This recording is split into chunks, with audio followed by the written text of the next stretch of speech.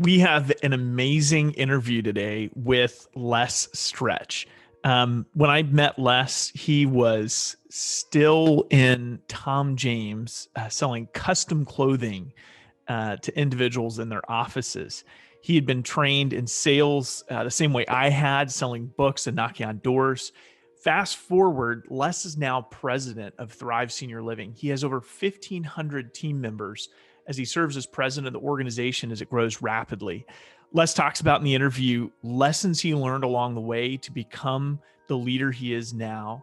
He talks a little bit about changing thinking in his team members to allow them to develop their own leadership skills and raise the level of the whole organization. Some of the things that I think you'll take away from this interview is his connection to language and culture in the organization, how he reflects himself, all the principles he teaches to others, not only in his work life, but also as a parent. Les has 4 kids of his own, and he uses so many of the strategies that he uses to lead his team, to lead his own family. And there's some really relevant pieces in there, if you're a parent, to take away from this interview as well. So enjoy this interview with an incredible leader, a man who's gone from knocking on doors to president of an incredible company that's changing the memory care and assisted living landscape, Les Stretch.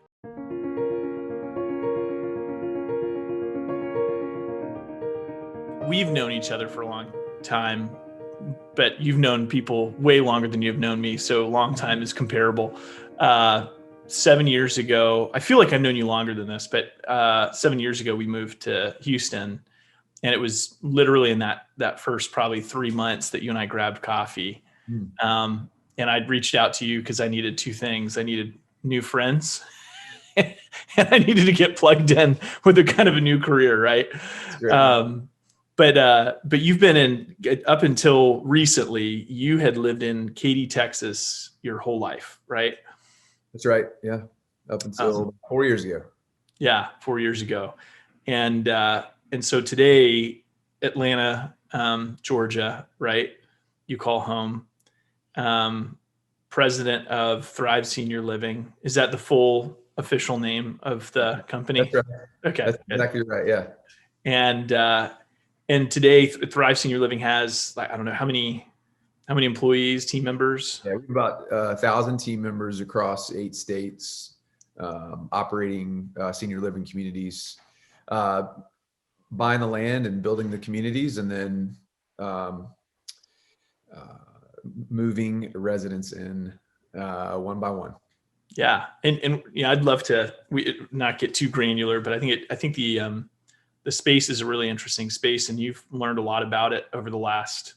How long have you been in elder care? And so about 8 years ago, it was nursing homes, and would have been what I would have called it. And it was a consulting opportunity for business that really made me aware of the industry. And from there, it's really birthed a heart cry to make a difference in that space. So it's been fun. Yeah.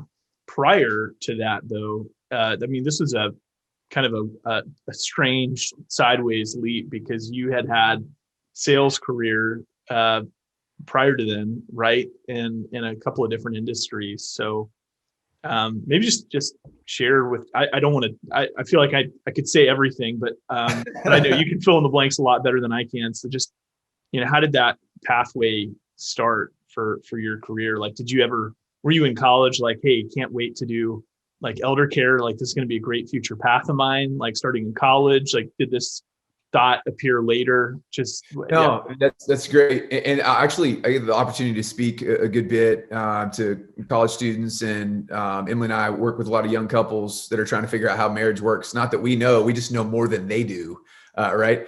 And so as I'm talking to younger people, most people that I know, the industry that they work in is not the one that they targeted when they were in high school. And so I didn't know anything about the industry that I'm building a business in today. Actually, in college, sold educational books door to door. I had to find a way to pay for school. And so this internship made its way on my radar, and average student made about $7,000. And all I knew is as soon as I heard that, if it was legal, I was going to be doing it. And that turned into doing really well. All summer long, I was dumb enough, I'd say, to be smart enough to do whatever my leader taught me. And I was either going to prove them wrong or make a whole lot of money proving them right, trying to be able to pay for school. So I did that and ended up doing it all through college. So two things I learned there. One was it's real fun understanding what people need and trying to match solutions for it.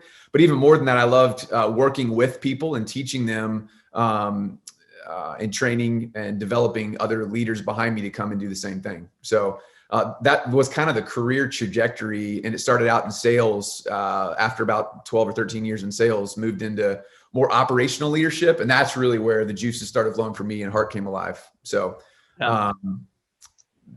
without getting into specific businesses that I was in, but that was the trajectory. Yeah. So you just like heard about this like door knocking thing. I mean, I can laugh because it's obviously one of our common connections that we have too. Sure. You heard about like knocking on doors and you were just immediately like, man, that sounds like a dream job. Sign me up 85 hours a week. No, that's not, honestly, it didn't really matter to me what it was. I just had to find a way, to pay for school. And as I was sitting in the interest meeting, there is a reasonably arrogant, frat-tastic college student. There was a leader that was in the room that I saw a lot that I wanted to be like in the way that she was communicating. And I think there were 12 college kids in that room. And when she explained the things that you'd learn and running your own business, those things got me really excited. Then she got to the end where she said, and you'll be knocking all summer long, 80 hours a week, door to door selling. If you'd like to continue and learn more, stay. If not, get up and leave. And immediately 10 people got up and walked out. And I was like, why are they leaving? This is crazy. So I stayed and it was super teachable and went out and did that and made about 30,000 that first summer and was off to the races. Yeah, that's awesome. I love it.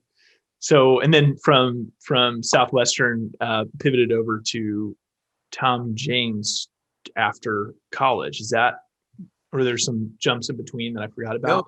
No. Yep. When I finished school, I wanted to go and to do something that there was an opportunity to earn equity of some kind in a business. And then also that you can make high income, and those opportunities are few and far between. And so I call it my first career was in the men's custom clothing business, which has absolutely nothing to do with senior housing. And but there's some common principles and threads that connected, and that's the ability to make a difference in folks' lives. So did that for my first career for about 7 years, and did really well in that. And again, it's a common theme you'll see throughout my career is I really enjoy the work side, but even more than that is helping others reach their goals. And so did really well in that, and then transitioned after about 7 years. Yeah, 7 years. So you were had some kind of leadership role inside of Tom James as well, right? I did. Yeah, I was running the Texas office, Houston office for several years there towards the end of my time there. So we're going to flash back to childhood because, just the makeup of, I always think it's the makeup of a person who would self-choose to do the kind of summer work you did and I did. Yeah. It's unique for a lot of people, but it's interesting. And then, just how do people get to where they are today in terms of their thought process and thinking? And I think some of it has to do with childhood. Some of it, obviously, you learn along the way. So you're growing up in Katy, Texas. Like, what are some of the formative moments for you in your early life that you would say you brought some of those experiences with you down the road to help you be successful and make $30,000 in a summer, or be successful in custom clothing and now president? What were some of those formative moments for you? It's good. Early on? If you're around me very much, you'll hear me say this phrase that words do create worlds. And I probably couldn't have said it as effectively back then, but I was a sophomore at this little conference, and this guy was speaking, and the speaker I'd met before, and right in the middle, there's probably, 100 students in the room, and he points at me and he says, "Hey Les, I have a word for you. You're that M." I had a Michigan hat on, Navy hat, with the gold that's there on the M, right there on the front. And he said, "You're going to grow into this mighty man of valor." And again, as a sophomore, you'd hear me speak in front of rooms now and think that I've always had this boldness. I wanted to evaporate into the wall. I did not want to be the center of attention, as he was calling me out. But what stuck is, and I went up and talked to the guy afterwards, like, why did you say that about me in front of the whole room? And he said, I felt like that word that I had for me, I had to get it out in the moment. And so I heard this mighty man of valor. But that picture kept rolling through in my mind. And if you'd have known me then, I was pretty shy and shied away from opportunities to step out. And but man, he painted a picture of what it looked like, and it kept resonating through. So that was a formative moment, I think, about the power of the spoken word into somebody else's life, that you really have the ability to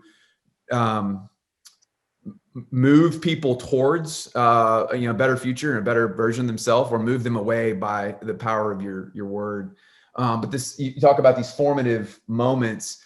Again, a speaker, I heard a guy named Vodi was speaking on this topic of generational thinking, and I'd never heard of this. It's like, what is generational thinking? And he talked about living in a way as if it would set a legacy for kids and grandkids and great grandkids. And I'm thinking, I don't even know what that means, but it sounds incredible. And this generational thinking really has been at the root of a lot of the way I approach kind of business and personal life. And I come from 2 generations of divorce. The father and mom, they split up, and prior to that, both grandparents split up. And I was sitting in my dorm room. It was in November of 98.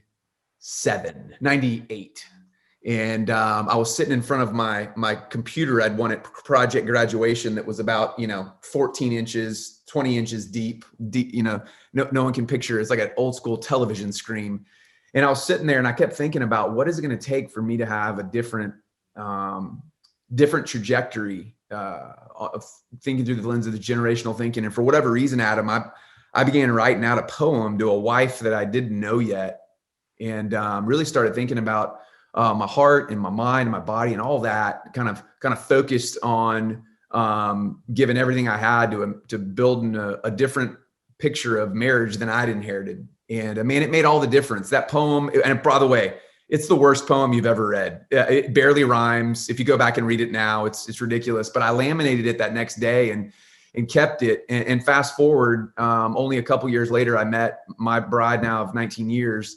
But that generational thinking, that formed a lot of what it means that, Emily and I are on a journey now, an adventure to pass a different legacy off to our kiddos. And that's not good or bad about anybody that's been in my family. It's just someone made me aware that my decisions today at 18, 19, and 20, they matter. And I don't think a lot of times we at 18, 19, 20 years old, folks are thinking about that. And the same generational thinking is kind of how I approach business. I had a big formative moment as I started thinking about business, because you want to, as you grow in your career, you get more influence. And as you get more influence, you can become overwhelmed very easily. And that generational thinking is, I'm going to make a difference. It's focusing my attention on that group of 5 to 7 people and investing in them, deeply investing in them, so that they can go deeply invest to 5 to 7 more. Now whatever your professional venture is becomes a lot more scalable. So that formative moment of, awareness, the phrase of generational, kind of business generational thinking or personal generational thinking. Those are a couple of formative moments. So I love it. Was there like a click over moment, or was it progressive? Like and some of these things I feel like we've had conversations, and so I remember you telling me or showing me a picture or something, like you were like a little bit overweight when you were a kid or something like that, right? Yeah. So, growing up, you get these, Levi's used to have the horrible marketing idea on the back to put the size. And then there was yeah. And so I didn't wear 16. I wore 16 H's. And so 16H, my mom told me was for handsome, but that's not true at all. She wasn't honest with me. 16H stands for husky. And so I went from a prideful moment to some friend that was honest with me enough to tell me the H stood for husky. I was a big boy, chunk boy. And so that was a moment that kind of canopied over a lot of my elementary and middle school years. Yeah, it stands for husky. Yeah, that 16H was husky. It just means big boned, and it didn't mean big boned. I was a big boy.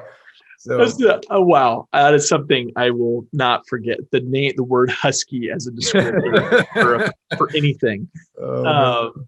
Wow. So yeah. So the kind of coming back, it's the click over or like a development. Like I know there's so many people that work with you today that probably, in spite of you telling them the story that you were once shy, they like refuse to believe it.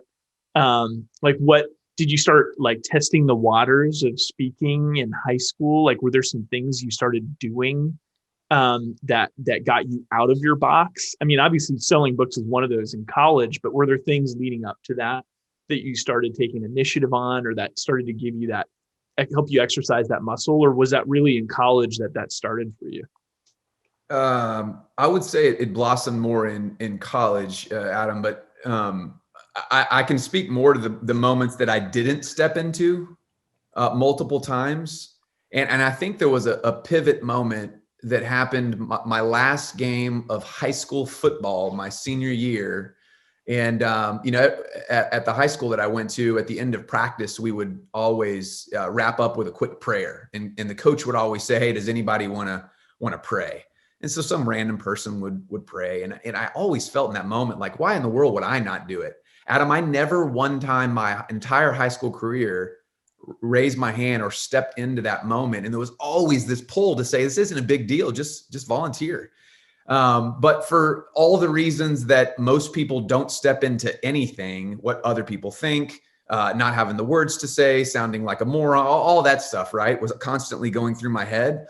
And when you get to the playoffs in high school football, you never know. That could be your last game. Win, keep going, lose, go home. And I'll never forget, we were at the Astrodome, Yeah. second, third round. So third round of playoffs, my senior year, running towards the state championship. And all I was thinking in the locker room as we were getting ready to head out to play football, the coach said, before we go on the field, does anybody want to pray? And I sat there and thought, if I don't, you do it less, do it less, do it less, do it less. It could be the last time. And the moment came and went, as so many moments in life do. And I didn't step into the moment right then. And that, I would say, that was a pivotal moment where it had been building to say, we lost the game. I was going against a 300-pound guy that, as I was playing defensive tackle, and he went off to Oklahoma, and I never played football again. And in that moment, I said, I'm never going to miss a moment like that. Like, this is ridiculous. And so I think it was more speaking to why in the world did I not, kind of a self-reflection. Why did I miss literally hundreds of opportunities just to step into it? And, move past the moment of shame. I don't think shame is really helpful at all. And more just to said, like, I'm going to cement this moment. And so it was a build-up. Really, yeah, it's really interesting that to say that sometimes it's not an action that was significant, but an inaction, right? And you remember the inaction, and then kind of kicking yourself after to say, I'm not gonna do that again. Like, I'm not gonna not speak up when I have the moment. Is that? Yeah, those moments of inaction, the thing that's crazy is nobody knows about them. So we have this prompting to take action in anything. It could be in business. It could be in your marriage. It could be with kids. It could be with anything. A moment to serve, passing someone on the street. All of those. The only one that's left hurt is you. And so I started thinking of it. I'm not going to give my power away anymore. I'm not going to give my strength away anymore. Because when those moments to step up, present themselves, and you step back, you're constantly patterning your thinking. That's just kind of what I do. I step back instead of step up. So big moment for me, kind of planting a flag in the sand. Yeah, that's big. Yeah, thanks for sharing that. It's interesting. So inaction can be a moment of change for people. That's an interesting thought. So you fast forward, kind of hopscotch around your life. How many kids do you have today? Yeah, it's great. We've got 4 world changers that we in our house today. We've got a almost 16-year-old, 14-year-old, and then 2 11-year-olds. Yeah, so really, not much going on.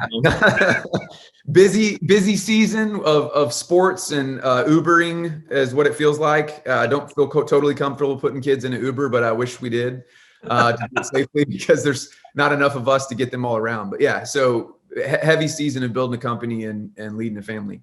Yeah. So this is an interesting topic that I wanted to dive into because you you have a unique parenting style. And when I say unique, I actually sometimes people say unique and they mean like a nice way of saying bad. And I mean the complete opposite, like unique in that, like, man, some of the things that you share on Instagram, that the way that you're working with kids, the way that you're working with your son, how you have like date nights. I mean, there's so many neat things that I see you doing to engage them and to teach them lessons.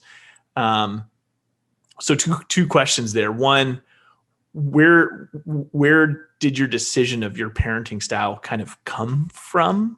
And then what are some of those, if you could just spotlight a couple of things that you're really proud of, things that you really think were just really cool that you did with your kids that were good learning moments for them? Yeah, it's good. We're right now in the season that everyone told us about when they were infants, like enjoy the years, because when they get to be teenagers, they're not going to listen to you and they're not going to want to be around you. And so we're right in the middle of that. And I'll get to kind of how that's going in a second. But, I think you hit these forks in the road sometimes. And, for me parentally, and I could probably speak to maybe a fork for professional or personal, but parentally, our oldest daughter, who's almost 16 now, we had every young parent has all these dreams and ambitions, but I was rocking her, skin to skin. She was 9 months old. And if you knew my daughter, she's got the biggest blue eyes. Well, what's great is that her big blue eyes today, I think were the exact same size in her little bitty 9-month-old body. And so she was always super alert. People would say, she's so alert. I'm like, nah, she's got big eyes and they're beautiful. And so I was sitting in the dark, 9-month-old, got her little booty right there on my chest and my hand on her back. And she's got her head cocked back and she's staring me right in the eyes. And, this dimly lit room. And I'm doing everything to try to get her to sleep. And man, the weight of what I'd been entrusted hit me for the first time in a way I don't, very, very few things have ever hit me. And the weight was like, I've got like 17 years left to make a difference and shape a future of this human that I've been entrusted. And so it really was in that moment, man. I started weeping to think like, man, what a privilege. I don't want to miss the opportunity. And it wasn't like guilt or fear or any of that. It was really my mindset is I want to make sure I don't miss the adventures that are presenting themselves. And that was really the way Emily and I viewed it, is the adventure to say we left it on the field. We left it on the field with him. And, that kind of stirred into conversations with Emily. And I'm like, do we realize we've been entrusted this human, and 17 years from now, we're going to launch them, because they're not going to hang out here. We're going to launch them out of the world. And so you talked about some specific things. We kind of sat around and said, if you've studied like military tactics, you pull together and you bit your strategy, and then you send out your groups or infantry or your pods, you send them out with these rally points. Like when you hit the war and you hit the wall, right? When we enter in, everything's going to go crazy and we're going to rally back around these points. And so we call them these rally points as we're raising our kids, that Emily's at home and I'm at work, and then I'm at home and she may off doing something different. And so we wanted to rally around. And so our rally points for our kids, I don't think the concept of our specific rally points are what everyone should live by, but the idea that you're at war for the heart and mind of your kids is crucial. And it makes sense to have things that you're parenting them back towards. And so for us, there were 4 of those. And man, they've served us so well. They really have. And so the concept wasn't me, it was more of a military strategy. And so for our 4 rally points have been, we call them our pillars, but it's prayer, warrior, servant, and leader. And a lot of our parenting talks, and when they come to us with questions, we're like, oh man, that's actually a conversation around what it means to be a servant. And that's actually a conversation about what it means to have the heart of a warrior. And, as they've gotten older, we've taken those principles. I'm still thinking of little 9-month-old Carter. She had no clue what I was saying, but at 5, her level of depth of deep conversation increased marginally. And then at 10 and 12, and now at 16, we're having adult type conversations about like the heart of a warrior. And I think it applies equally for guys and girls. I've had people question me saying, do you want a warrior daughter? Absolutely. In today's world, I want a daughter that has the heart of a warrior take on any challenge. And so, yeah, that's kind of, you asked for a tangible, there's probably a couple others. One other one's go ahead. No, there's, and part of where I asked this is because there's like, I have some distinct memories of you. And I remember you taking your son to dentist offices to sell like bubblegum machines or something, right? Am I remembering this right? Like what was it again? Like, do you remember this? No, I just, yeah, that was one of our failed entrepreneurial ventures that we've tried. And I want him to feel success and failure because that's a part of life. But he did, right? And so he said, I want to own my own business. And what businesses can I have at 10 years old? And I had a buddy in Dallas whose kid had a couple of gumball machines, and he bought him the first one, and all the profits had to pay him back. Well, Micah has a couture level of taste with candy, and so it had to be Starbucks or Starburst, and it had to be M&Ms. Well, those are a lot more expensive, so the margins per turn of the quarter turns into a operating loss in an ongoing avenue. So yeah, we went over to apartment complexes, and he put his little pitch together and would memorize what he was going to say, and I'd stand outside, and he's like, "Will you come with me?" I'm like, "No, just go in there and ask." My name's Micah. And it was about 4 sentences. My name's Micah. I have gumball machines. I think people who live here would want them. Would you mind if I put it in the front? Just something really simple. Yeah. And I don't even think he effectively communicated. I'm not even sure if he used English when he went in there because he was so nervous, but it's just the process of going and trying, right? And that really is what happens in a lot of life. So needless to say, he doesn't own a gumball machine empire, but have lots of memories about how to communicate. I thought that funded your whole lifestyle now, man. I think that thing, No, I think it's awesome. I mean, just the fact that you would take, help him map out the plan, the approach, and then have him actually go test it is just an amazing experience for someone that young to have. So that's so cool. Your daughter's an awesome volleyball player now. So, I mean, just the family growing up. So let's kind of cap this part out, because you said, I'll tell you how the teenage years are going right now. And I guess you kind of commented on that, like having in-depth conversations. Your kids do think you're fairly cool enough to hang out. I don't know about cool. I can tell you, there was this cadence we started early on, and I talk a lot about this with our team from a business perspective, but I found that principles apply equally in business and personal. There's not like effective business principles and effective family principles. And so this process, really what you're targeting is influence. I desire to have influence of some capacity with my kids. I desire to have influence of some capacity of people that work on my team. Well, if you just follow a logical progression of what creates influence comes from people that you trust, right? And so then if you just back down the spectrum, if influence is the end, right preceding that is trust. So I allow myself to have influence from people that I trust. So how do you build trust with people? It's consistency. It's relationship. So if you went down the spectrum from influence back to trust, who do I trust? I trust people I have relationships with. And the starting point of relationships, and this is where everything starts, is presence. So presence creates trust, creates relationship. Presence creates relationships, creates trust, creates influence. And so a lot of that, understanding that principle, that if I desire to have influence with somebody, I have to spend time, physical time with them. And so we've had this cadence since the kids were small, that during the summer months, we go on dates weekly with them. And then during the school months, we go on blow it out monthly dates. And so these are like memorable months, because it's only once a month, right? And so Emily and I will rotate between kids. And so I get a kid once every 2 months in the school year. That's a blow it out date. And obviously we're doing all of the normal living life stuff, but that cadence really is focused on deepening. In the summertime, we're doing it. And by the way, it's not about spending money or doing crazy stuff. A lot of times it's just going out to the park and going hiking. It costs nothing. And it's allowing them to create that relationship, so they'll allow for influence. And that's really made all the difference for our one that's high schooler and another one that's coming right up behind him into high school. You have a knack for, and this is why I love our conversations, for taking things that you've read or experienced and I meet a lot of people who have charisma and the ability to just get people excited about stuff. And you have that, but you have this ability to like wrap it neatly into pillars or rally points, or you add this structure to it so that everybody can compartmentalize what you're teaching.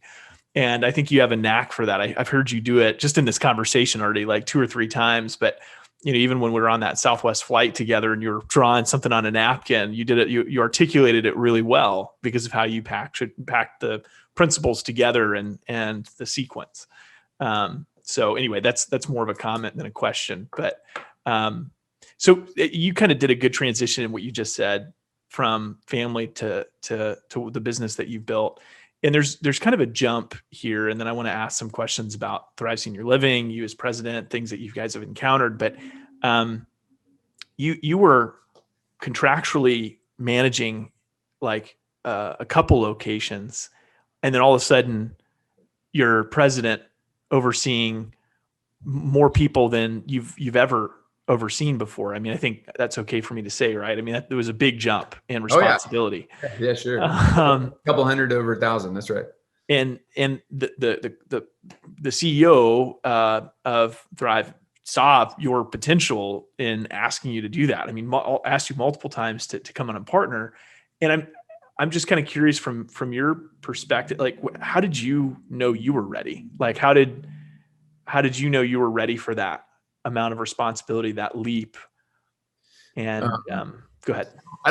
I may phrase the question differently. I don't know if I ever thought I wasn't ready, and that's coming from a place of complete humility.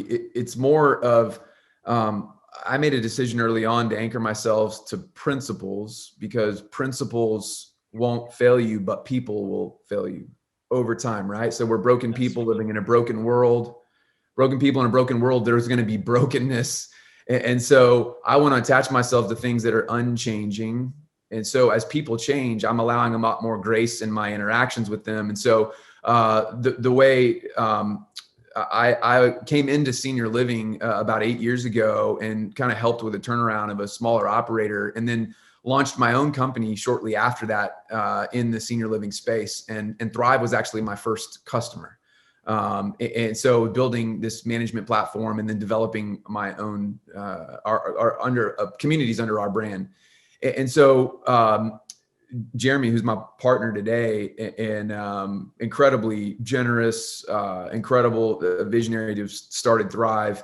When we decided to merge our companies, really it was us acknowledging that we had complementary strengths, and that was what made it. Actually, it wasn't a hard decision at all.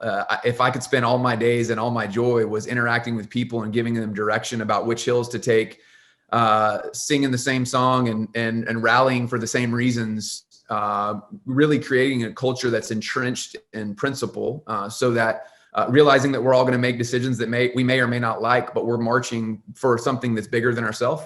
The idea of being able to do that on a larger scale was infinitely exciting for me. Jeremy has an uncanny ability to interact with investors and development, and has a dad who grew up and was one kind of the founding members of Chick-fil-A.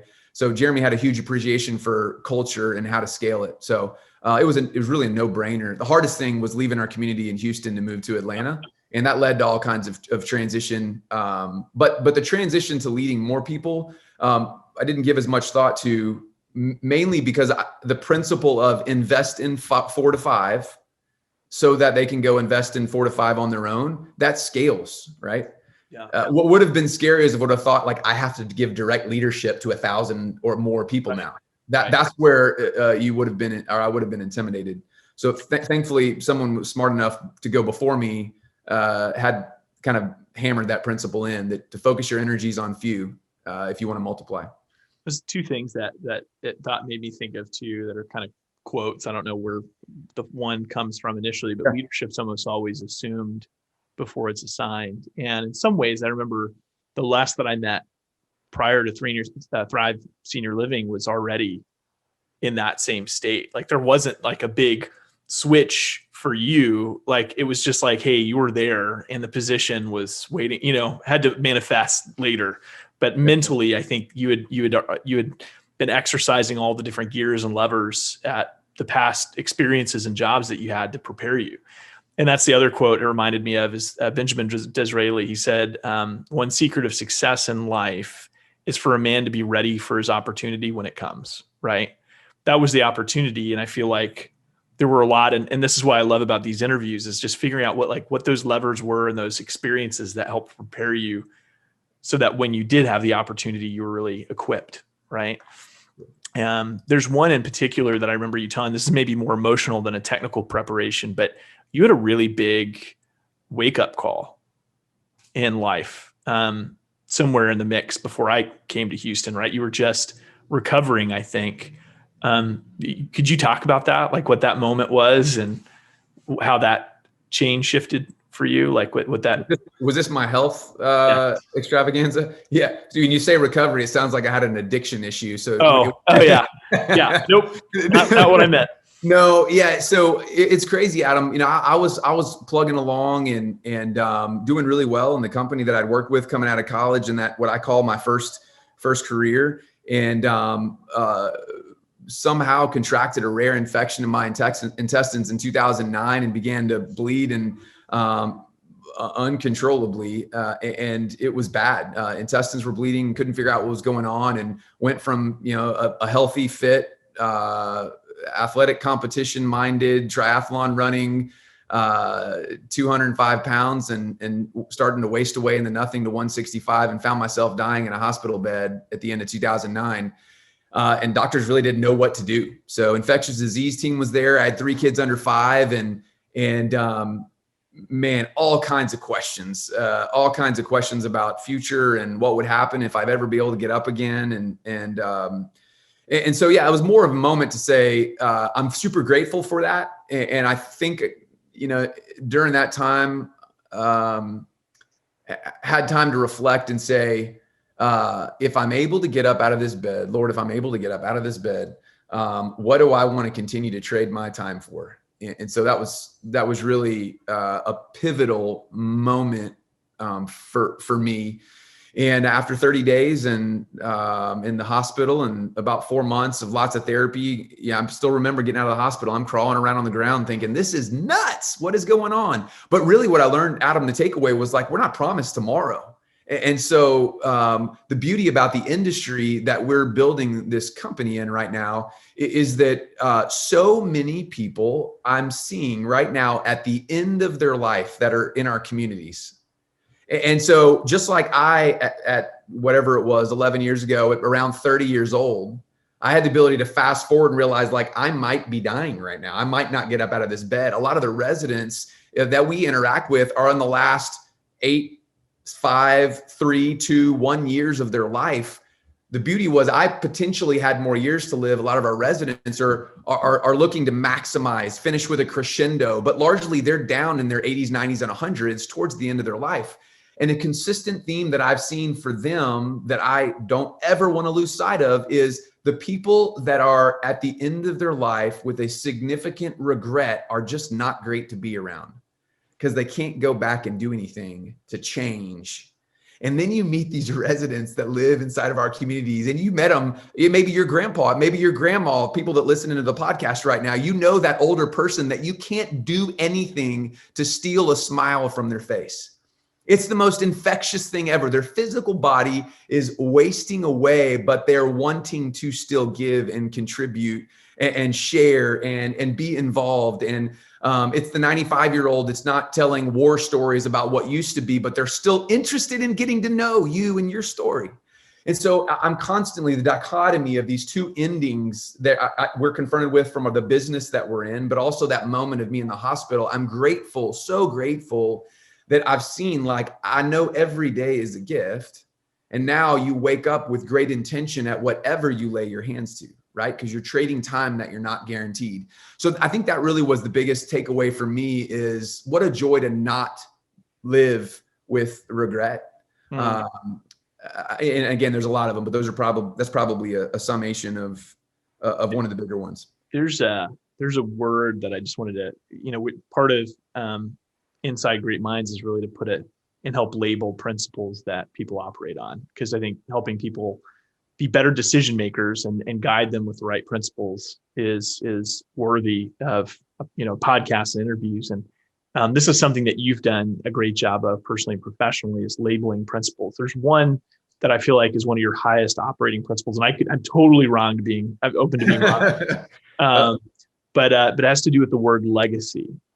And so I was going to ask you to kind of maybe expound on what that word means to you, and how that drives your decision as a parent and as a leader. Man, that word is so tough, Adam. That word legacy is so tough. I think you can approach that word legacy with a very internal focus, and it becomes building a world around yourself. And honestly, there's been billions of people, amazing people that have been born over time.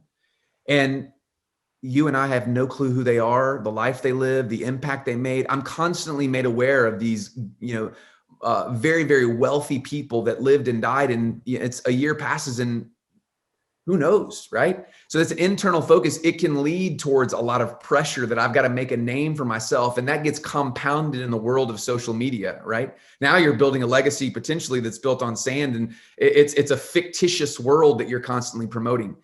And then, I think if you take an external approach, but really saying, what am I leaving behind that could be longer than myself, greater than myself, even if my name never got any credit, that's really where legacy takes a strong and a generational view. And so I think that's why when I have a chance to talk to young parents, and the approach that Emily and I have taken to parenting, it really is that I'm going away and won't be here, and there'll be people that were marked by time with me that are left behind. How intentional am I about my time with them? And then for folks that come to work with your business or company, like they may be short or long because of reasons good or bad that they come to work with you. Will they look back on their time at your company and say, I'm a better person personally and professionally because of my time there? Because some of your best referrals to your very best team members will be people that had a short stay because they moved, or a life situation caused them to have to leave because of kids or a divorce, or who knows what it is. Everybody who comes to work from you, as scary as it may sound, they're not going to stay forever. And it may be because you decided, they decided, or life decided.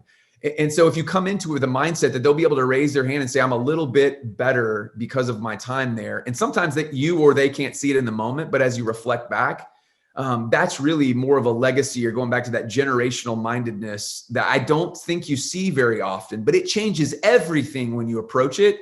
It also reminds you that what I do is important. I'm not important, but what I do is important. And that principle kind of undergirds a lot of I think, principled thinking. Yeah, like it may not be just repeating this back. Like it may not be less stretch, that the less stretch legacy that's important, right? But what's important is that you've passed on certain principles to people in need of them, and that's right. That's the legacy. I mean, does that resonate? Yeah, absolutely. My son just turned 13, and I've got 5 years left of teaching about what this picture of manhood, because society is promoting this big picture of manhood, right? It's like how many girlfriends that he can have, and how much money that he can make, and the kind of car he's going to be driving at 18. And there's these pictures that get promoted of how many deer he can kill during whitetail season. I mean, all these different pulls for this picture of manhood. And so when he turned 13, it's these teenage years drive me bananas, because they never existed 100 years ago. You went from being a boy to being a man, and you didn't get this season of life where you get to take from society. And that really is what your teenage years are, right? It's a season of life where I have to contribute nothing and everything can be given to me. It's insanity. It's absolute insanity. And so Emily and I wanted to have a moment where you'd kind of mark in the sand and say, today, we're going to start interacting with you as a young man. You're going to put away childish things and interact with you. Now, does he still act sometimes like a boy? Absolutely. But that generation or the legacy is, hey, the direction and the hills that you want to take is this way. So went off on a becoming a man trip for a week. And again, your point about leaving a legacy and legacy mindedness or generational thinking, the principles that cause success in business translate over to personal just as well, but so few are focusing their creative capacities on both. You pull your head up and you're 57 and you've built a monopoly of successful business or businesses, and you've got a wasteland behind you on the family front. Oh, and I know a lot of other folks that are get to 57 and they have kids that love and adore them and grandkids that they play with, and it's fantastic. And you look over here in the marketplace and they didn't really make a difference. And so the question is, what does it look like to focus equal creative capacity to both? It takes a lot of intention. And I think that's really where the ball starts moving on legacy and generational thinking, for sure. It's less Netflix and less Hulu and less Disney Plus and less gaming for a lot of these teens and 20s, and more focus on who I want to be and what I want to become. So yeah, I'm a big subscriber to the Viking method of child rearing, where you just leave them in the wilderness for a couple of weeks. Right? I love it. That's great. It could work. You can tell that we don't have kids yet, right? Just in that one. Yeah. So flip over just to the business side for a second. So senior living care, like for people that don't know the space, that they may have just wildly different perspectives on it. Like prior to being in the industry and learning about the space and learning about elder care, did you have like what were the negative connotations that you or other people had about the bad side of the industry? And did you have any of those before coming in? Yeah, about 8 years ago, it's good off ramp. About 8 years ago, went into got a call to come in from a friend on an operating platform that it was a small portfolio of communities that needed some attention on the operations side. And for me, it was, sure, I'll take on a consultant job to come in and figure out what's broken and fix it. And it was for a month. It was the original engagement. And Adam, something happened in those first 2 weeks. One, I didn't know anything about senior living. I didn't know anything about nursing homes or assisted living, or I didn't know what a UTI was, which is a urinary tract, or all these I didn't know any of these words and letters that were being thrown around. But what I did know is about culture within an organization and the value of human life. And so what I saw in those first 2 weeks, two things. One, was there a group of people that were working inside of these senior living communities that they could go anywhere in the world for the rate that they were being paid, like an hourly rate, and do things that were way easier, required less of them, but they didn't. Every day they showed up to work and loved and engaged with older adults. And in this setting was mid to high level acuity dementia. And so these are people who can't remember to get dressed and just struggles right towards the end of their life. And I was fascinated, thoroughly fascinated, that someone would come to work every day engaging with these older adults. And then second, as so that was the team. The second thing became fascinated with was the residents. And that took me a little longer. And if we were just dead level honest here, that was harder for me on that transition, because I'd never been around people that had changing cognitive ability and starting to not be able to communicate. I didn't know a lot about how that worked, began studying intensively about it. And I had a moment about 2 weeks in where there was a residence that was there was a single resident that was struggling inside this memory care community. And they were stuck in this verbal loop and speaking loudly all day long, almost to where I had gotten like, I can't even concentrate and be here. And so I'd allow that resident to become frustrating and a nuisance to me, so much so that I started working off site for a couple hours a day just so I could go clear my head. And as I pulled back in after 2 weeks of that consulting there, realizing like, man, I'm going to have to go back into that community where that resident is so loud. I had a moment where I had to stop and say, like, am I viewing these people as objects, or fundamentally, and this is the question that I asked myself that changed everything, was, if there is breath in someone's lungs, regardless of age or ability, is there a purpose for their life? And now you and I both know what we're supposed to say to that question. Sure. But honestly, this resident wasn't able to speak or walk or eat or change or bathe or use the restroom, nothing on their own, just sitting in a geriatric chair, unable to move. And my feelings towards them at that moment, and this is what caused me to break, sitting there in that third space from the left of that parking lot, looking across at the junior high, I began weeping because the thing that I would have told you I believe was not matched up. There wasn't congruency with the way that I was acting towards the person. So in that moment, just prayed for, Lord, I don't want to treat this person as an object. I don't know how to interact with them. I don't know how to help them, but I want to see that person I do believe they're alive for a reason. And I just want to understand what it is. And that started a hunt. And this is what I say, great leaders always have this infinite curiosity.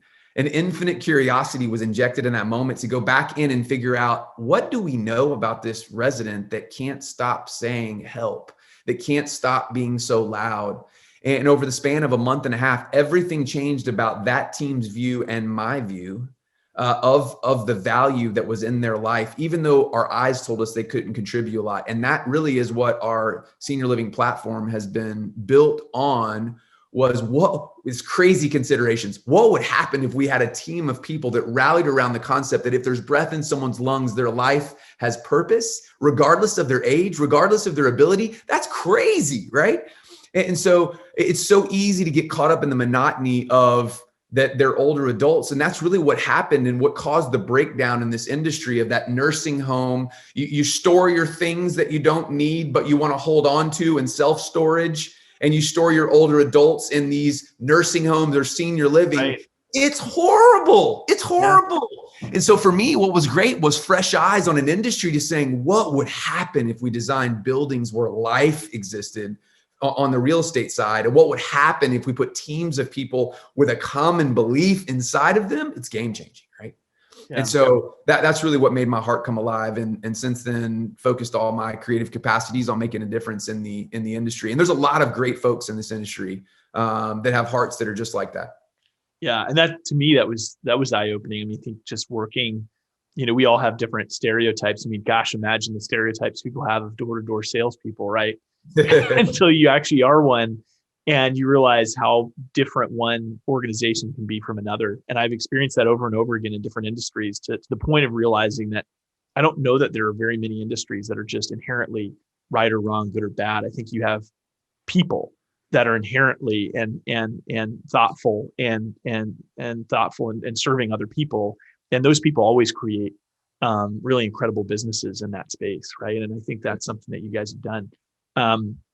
I've got a few more questions. Are we okay if we run a little bit over? Yeah, knock it out. Awesome. One is I just always love asking that challenge question. Like, can you tell us about some of those moments, like one or two moments that you've dealt with in business? And we've talked, I mean, the health thing that you dealt with is definitely, most people would call that a pretty significant challenge, but maybe in your later years, since whether it's joining Thrive or since you've come into this industry, just you've been through now COVID, you've been through the harshest winter Texas has ever experienced. I mean, I can, like, in the time I've known you, think of external factors, floods that have happened. I mean, it's just been bonkers. But for you, what's been one of the biggest challenges you've dealt with in business? Yeah. Absolutely, no doubt, is if you'd have told me that there would be a predatory virus that would sweep across the globe, that was a predatory virus towards older adults, and I'm leading a business that focuses on the engagement and health and welfare of older adults.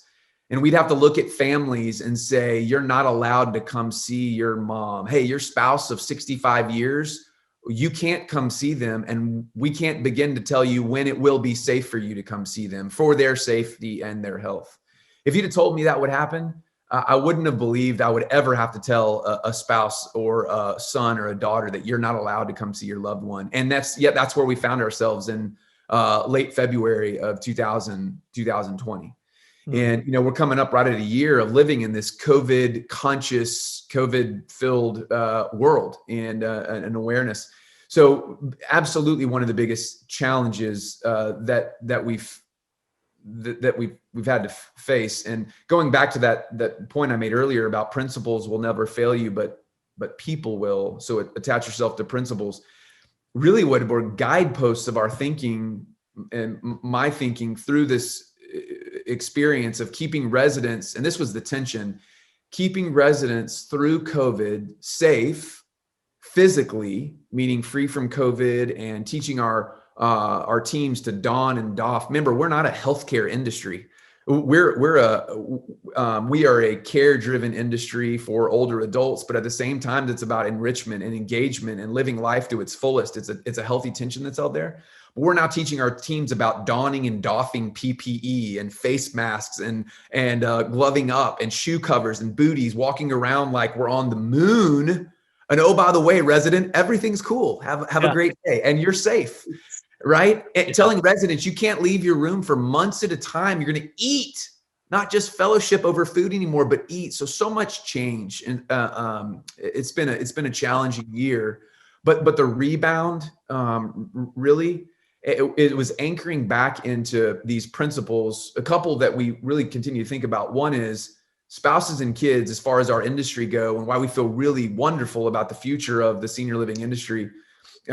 Spouses and kids, they don't want to be caregivers for their loved one, and that's not changed.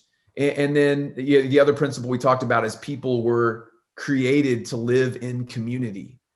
And what we found was, as we were keeping residents safe physically, mentally, they started declining because they were alone, right? And what's interesting is a lot of residents, when they move into senior living, if they're in the wrong place, there's this loneliness and isolation that they may be experiencing at home. But if they don't find a community in that senior living community, they can experience some isolation and loneliness. That's the same thing all of the world has experienced this last year, right? People living at home, isolated, trying to stay safe from COVID, but you see depression spiking and suicide spiking and addiction spiking. And so the beauty for this is there's almost an awakening that we don't want people living in senior living to be segregated from society, like I've felt as an individual being segregated from society. So there's a really cool awakening happening in the general public about the downside of physically safe, but socially separated. And so again, in every challenge, I think you can look at it as an opportunity for growth, and that challenge has made us better and stronger and more united as a team. But we're trying to solidify the principles that we've learned so we can grow from them. Yeah. Well, calling back to something that I guess you could call a principle of leadership is to be infinitely curious, is something you said. And I think that there's a lot of truth to that. And I can see it in action, even though I'm not there. How infinite curiosity leads you to ask really, really good questions. And I could just see it, like you and Jeremy sitting down, and I'm sure there were other people, and it probably went way differently than how it plays out in my head. But how can we still have residents see their families? How can we create that possibility? And then I remember seeing that post you made about setting up that giant glass wall that you were like inserting into buildings, and then putting like a Bluetooth, old school Bluetooth updated telephone so they could talk through that. Right. I mean, that was one of the initiatives that came out of asking tough questions. That's exactly right. That, if you'd have told me, 3 months into COVID, we'd be on ABC Nightly News, being interviewed about this clear connection panel that we created, I wouldn't have believed that either. But it's exactly like you said, there's this principle of Stockdale paradox that's Jim Collins talks about in Good to Great, that it's great leaders and companies that become great. They confront the brutal facts of the situation. COVID is real, and it is out there, and is a predatory virus. That is the brutal facts. And families need to see their loved ones. And so the other side of that Stockdale paradox, as these folks, General Stockdale was a prisoner of war. And so as he's being interviewed, what are the things that caused you to stay alive when others died as a prisoner of war? It was confronting the brutal facts with unwavering hope that we will overcome.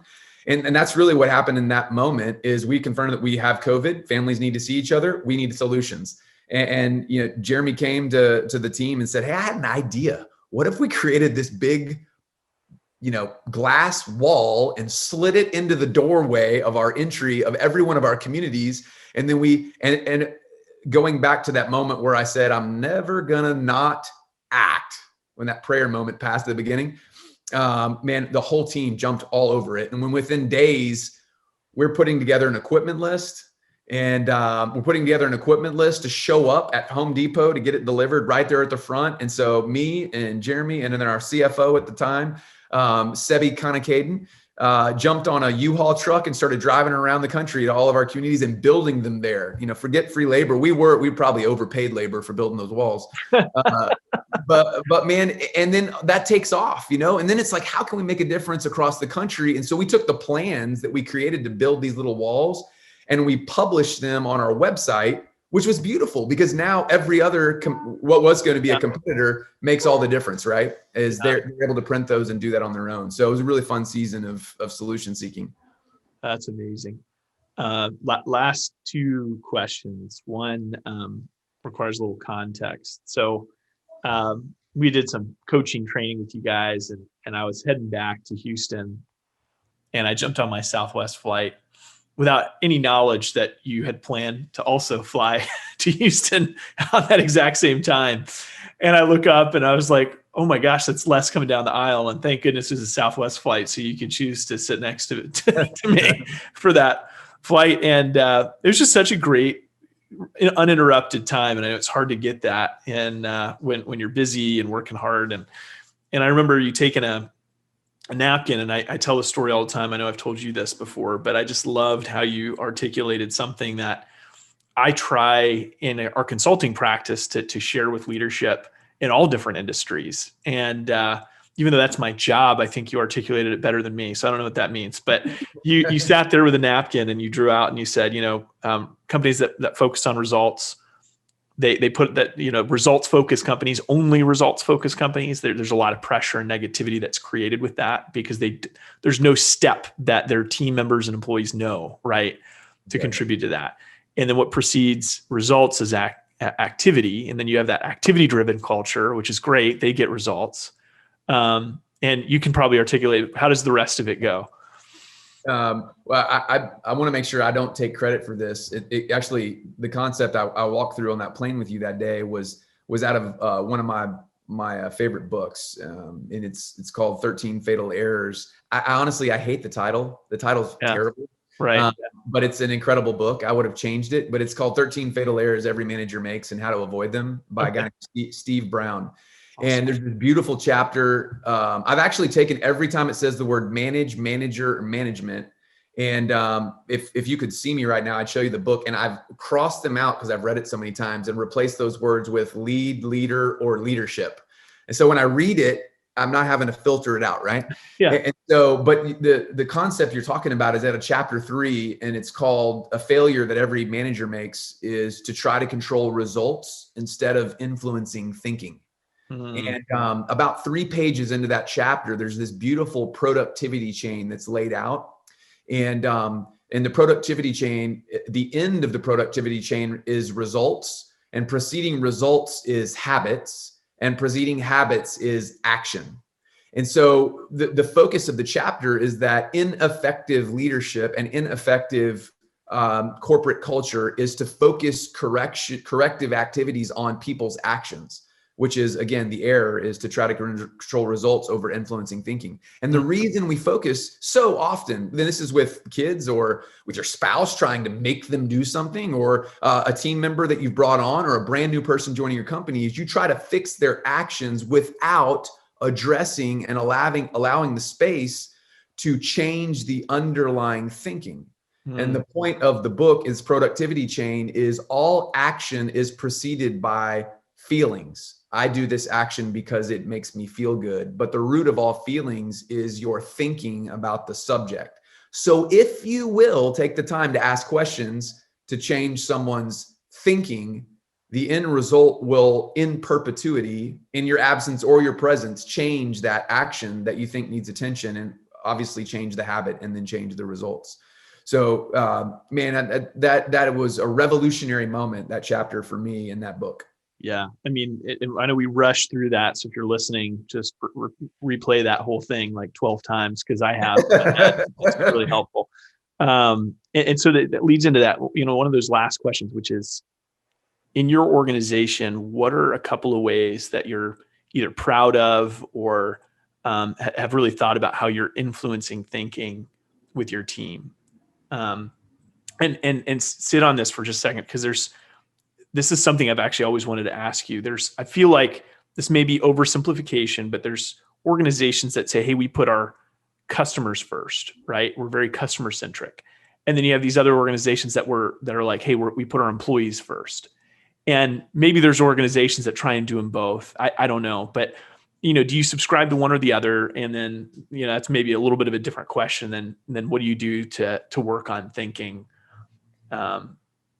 inside your organization? I just stuck in like 12 questions. Yeah, I know. So let me grab one. And so what's a common theme that we consistently go back to within the organization? And Adam, I'm infinitely fascinated at the variety that you will find when you step back and look at people. I mean, it is insane, right? The deeply held beliefs that cause major conflict. But if you just pull back, the reason that the people that work in your organization exist vary wildly. The reason they come to work, the reason that they're trying to make money, the purpose that they find in the work that they approach. I mean, they vary wildly. And yet, and this is a failure of 80s and 90s management style, is that we're trying to push people through a funnel that when you work here, the purpose of the organization will always trump the purpose of the person.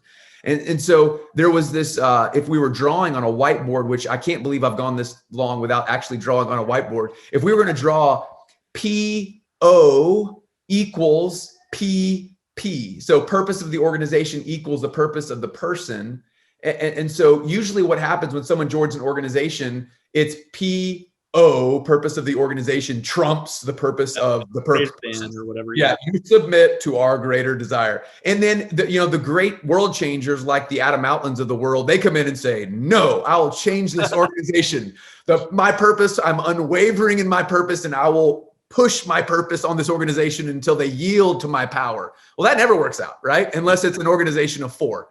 And so really that selection process, making sure you're spending the time on the front side so that there is congruence from the outset, that you're able to articulate the purpose of your organization effectively to someone considering joining. And then having a selection process that you'll interview people that will say you can tell they feel pretty grounded in who they are and why they're approaching work. And then in other cases, you'll find people that don't really know. What a joy if they don't get a job in your company, but through the interview process can say, I have a more clear picture about who I want to be and what I want to do when I grow up, even though I didn't get the job at that company. And so the selection process on the front side, and this isn't like, we want to be proud of anyone that interacts, whether they get to work with us and that privilege or not, that PP, we're making sure equals PO. And then once people join the organization, we talk a lot about congruence. Adam, it's so rare that you find companies taking a true interest in the personal success of the people on the team. But now more than ever, especially over the last year with people working at home and new conflicts that are entering into work, like dogs barking and kids needing school and virtual, all of that, right? Do they have what it takes to be able to do their job at home with all the pressures? Personal and professional can't separate. So grateful for a focus that it's required of leaders to have clarity to be able to articulate what their personal success, and their personal success may look radically different from mine, right? I told you I'm in kid world right now, raising people that are going to go out and be successful human beings. And we have people that work in our company that don't have kids, don't want kids, and more power to them. They want to travel the world and see everything. Man, that's exciting. But it's required that they've taken time to be as intentional on personal success vision as professional success vision. And I found that causes more professional success, that congruence, focused intentionality on all areas of your life. That's really game-changing moment. Yeah. These sound bites are packed full of really good stuff. I mean, everything you just shared. And just as a personal testimony, and hopefully I'm not overstepping, but I think that, working with Tate, who's just a total winner, and I could interview him in his own right because he's great. Um, he's one of your actually one of your key leaders in the organization. What's his official title now? The gentleman you're Supreme Chancellor of. Tate Stewart. He's our director of leadership development. And I think going back to what I started the interview with on words create worlds, titles matter, right? You can get overly creative, but really enabling someone with this is the highest function of your specific role. So his role is really focused on developing leaders to their full capacity. So it's direct leadership development.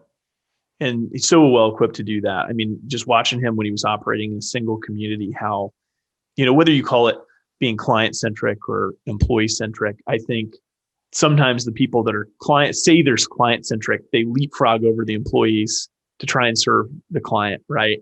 And that comes with its own repercussions if you leapfrog to get there. And what I saw Tate inject when he ran a community was he just really poured in to the team members from every level of service. And when they felt poured into, you could see the care immediately shift, and I just thought that was so cool. And how that's played out on a big scale, with Thrive, the way that you pour into every level of your teams. That's right. That's exactly right. Special guy you're talking about there. Yes. And anyway, just the culture that you guys have been able to attract a lot of special people just like him has been really, really impressive. So if you guys got a lot out of this episode, where can people get more nuggets of gold from Les? It's been fun on a LinkedIn. It's a unique platform, and I think it's craving and has craved just authentic communication. Folks right now, I think in society have really struggling with how do I separate my personal and professional life, because it all got dumped right into the middle. And the majority of people in America right now are that have the ability are working from home. They've been forced to work from home, and that's calls and life and schools that are closed. I mean, it's confusing. And so I think there's a craving for authenticity, talking about what's not working and what is working, and less polished videos of how everything works. And so I'm pretty active on LinkedIn, and I'm enjoying that outlet on social. And then I think all the normal things like IG and others.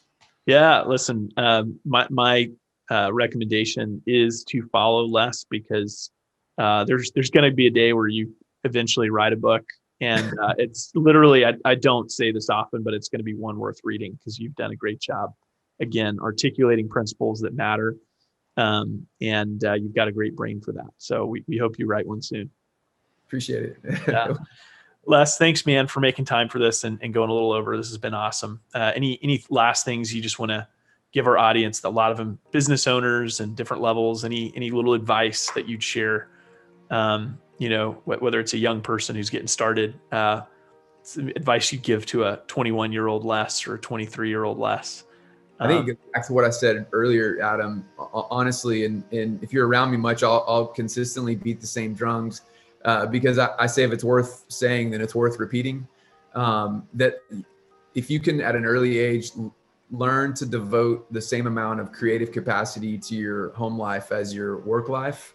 And when I say don't let yourself off the hook on either one of those, man, it'll make all the difference. And it's living with congruence, meaning you're not miserably failing at one and succeeding at the other, but take great intention on both. They're both worth it.